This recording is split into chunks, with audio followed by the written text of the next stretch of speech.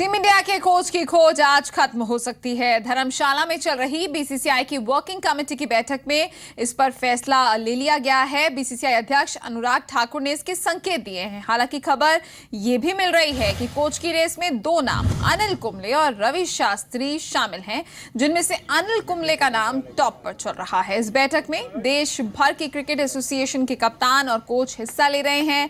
इस वक्त fresh update ये मिल रहा है कि कुछ ही देर में बीसीसीआई की एक प्रेस कॉन्फ्रेंस शुरू होने वाली है, जिसमें उम्मीद ये की जा रही है कि टीम इंडिया के नए कोच के नाम का ऐलान किया जाएगा।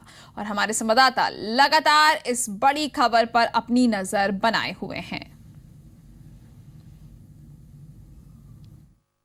हमारा प्रयास है कि जब धर्मशाला में हिंदुस्तान का पहला एनुअल कॉन्क्लेव क्रिकेट कॉन्क्लेव हो रहा है, तो उसके तीसरे दिन हमारा प्रयास है कि उसकी घोषणा हो जाए, जो आज है, और आशा करते हैं आज शाम से पहले पहले उसकी घोषणा हो जाए।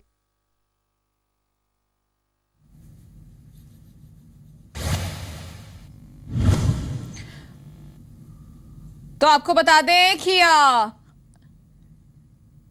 इस खबर पर लाइव अपडेट के लिए हमारे साथ जुड़ेंगे हमारे संवाददाता मोहित प्रेम शर्मा, और साथ ही फोन पर हमारे साथ मौजूद हैं हमारे संवाददाता एस गोपालपुरी। यहां पर आप जाना चाहेंगे जानकारी जिस तरीके से मिल रही है कि कुछ ही देर में प्रेस कॉन्फ्रेंस शुरू हो सकती है। जी रीना, भी प्रेस कॉन्फ्रेंस का समय जो था वो लगभग 5 बजे का तय था, लेकिन जो इम्पोर्टेंट मीटिंग सुबह से यहाँ पे चल रही है उनको लेकर प्रेस कॉन्फ्रेंस डिले हो गई है और अभी अनुराग ठाकुर का इंतजार किया जा रहा है। यहाँ पे अभी अनुराग ठाकुर आने वाले हैं और संभावना है कि वो कोच का जो आज अनाउंसमेंट है वो आज की डेट में कर देंगे। लेकिन उसके अलावा भी यहाँ पर डोमेस्टिक क्रिकेट को लेकर बहुत सारी मीटिंग्स हुई हैं। सुबह रणजी टीम के कैप्टन और कोचेस की मीटिंग थी, उनसे सजेशन ये मांगे थे बीसीसीआई ने किस तरह डोमेस्टिक क्रिकेट को इम्प्रूव किया जाए। उसके बाद आईपीएल गवर्निंग बॉडी की मीटिंग थी, जिसमें जो पिछला क्रिकेट सीजन गया है उसको रिव्यू किया जाएगा और उसके बाद अगले क्रिकेट सीजन में कैसे वो कमियां दूर करनी है उसको लेकर सजेशन बीसीसीआई ने मांगे थे। फिर एफिलिएशन कमेटी की मीटिंग थी, उसके बाद जूनियर कमेटी की मीटिंग्स थी। ये सारी मीटिंग्स आज अभी तक चल रही हैं, कुछ मीटिंग्स खत्म हो गई हैं और अभी आईपीएल गवर्निंग बॉडी की मीटिंग चली हुई है। और जिसके बाद अब बीसीसीआई के लोग सब वहीं पे मौजूद हैं और उसके बाद कोच की अनाउंसमेंट हो जाती है। तो कल वर्किंग कमेटी की बीसीसीआई की मीटिंग है। कल वो जितने भी सजेशंस आज की मीटिंग्स में बीसीसीआई को, उसमें से कितने अप्रूव होते हैं, कितने बीसीसीआई मानती है, उसका फैसला बीसीसीआई कल अपनी वर्किंग कमेटी की मीटिंग में करेगी। और उसके बाद आज एक और भी यहाँ पे एक मैच का आयोजन किया गया है, जो बीसीसीआई की मेंबर्स के बीच में ही खेला जाएगा, प्रेसिडेंट और सेक्रेटरीज के बीच में। लेकिन वो मीटिंग्स खत्म होने के बाद, कोच के अनाउंसमेंट के बाद ही वो मैच जो है यहाँ पे शुरू होगा।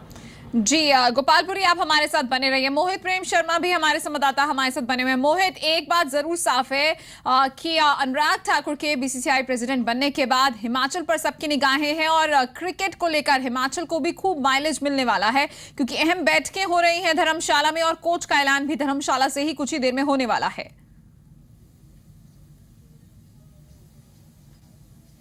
बिल्कुल रीना, देखिए अनुराग ठाकुर जो है वो बहुत ही एक काबिल नेता हैं और उसके साथ साथ एक प्लेयर भी रह चुके हैं और अब जो है इस मुकाम तक पहुंचे हैं। निश्चित रूप से यहाँ पर अगर वो आगे बढ़े हैं तो हिमाचल प्रदेश में भी जो खेल है क्रिकेट का खास तौर पर वो भी आगे बढ़ेगा। और जो मीटिंग्स यहाँ पर हो रही है, बैठकों का दौर जो शुरू हुआ है, यहाँ पर कोई एक ठोस निष्कर्ष जो है वो निकलेगा।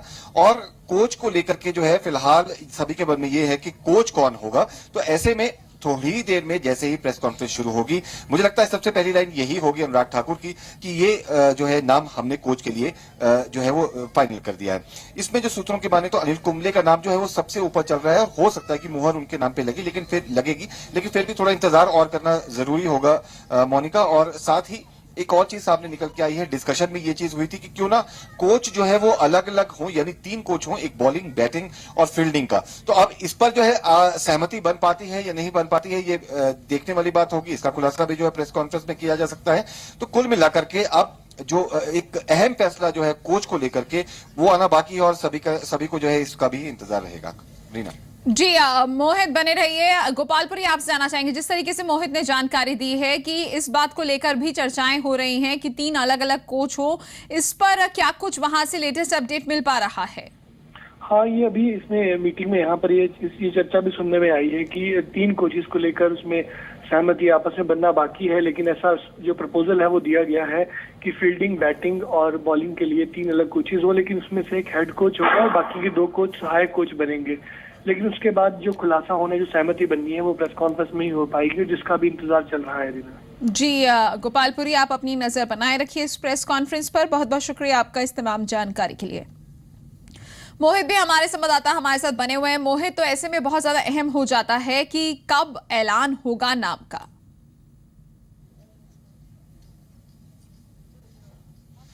बिल्कुल रीना, देखिए ये काफी अहम है क्योंकि एक कोच है उस पर ये दामोदार रहता है कि किस तरह से वो कोचिंग देता है और किस तरह से आगे जो टीम परफॉर्म करती है। यानी जो एक स्ट्रेटेजी कोच बनाता है टीम के खिलाड़ियों के लिए, वही जो है वो आगे चल करके टीम की जो एक मजबूती है उसको जो है वो और ज्यादा पुख्ता करते हैं। तो अब सबसे पहले तो यही देखना होगा कि कोच कौन बनता है और उसका फिर बैकग्राउंड क्या होगा, ये भी इंपॉर्टेंट बात है कि कौन से क्या वो अनिल कुंबले का जिस तरह से नाम आ रहा है तो किस तरह से वो बॉलिंग पे ज्यादा ध्यान देंगे, तवज्जो देंगे, बैटिंग पर तवज्जो फिर कौन देगा।